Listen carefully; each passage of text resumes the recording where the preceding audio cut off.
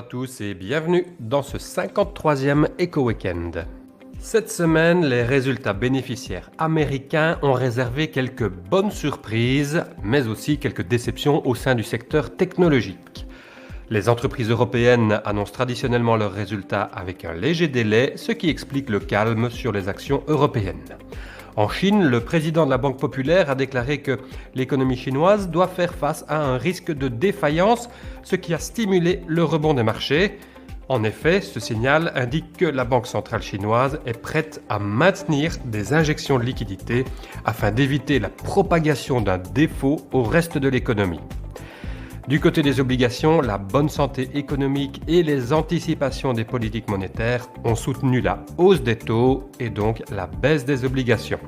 Notons toutefois que le géant immobilier chinois Evergrande ayant honoré un paiement d'intérêt, cela lui évite la faillite et donc les obligations à haut rendement ne sont pas particulièrement impactées, elles se comportent donc mieux que leurs homologues étatiques qui elles sont plus sensibles au taux d'intérêt.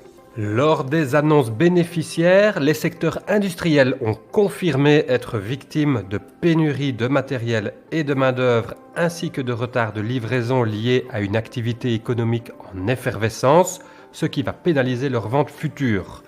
Les secteurs plus proches du consommateur, quant à eux, ont répercuté dans leur prix de vente les hausses des coûts, ce qui est positif pour leurs résultats à l'heure actuelle, mais ce qui hypothèque également la croissance future. Alors les augmentations de prix ont atteint un rythme qu'on n'avait plus connu depuis plus de 20 ans. Et ce rythme pourrait justifier une intervention plus musclée ou plus rapide des banquiers centraux.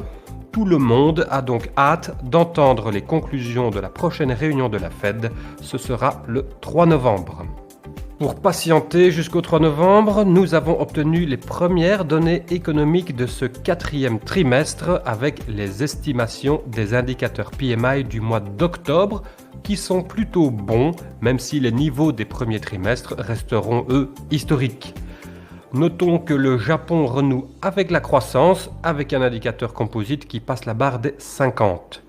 Aux États-Unis, les demandes d'inscription au chômage ont à nouveau reculé, actant l'effet de pénurie dans la main-d'œuvre.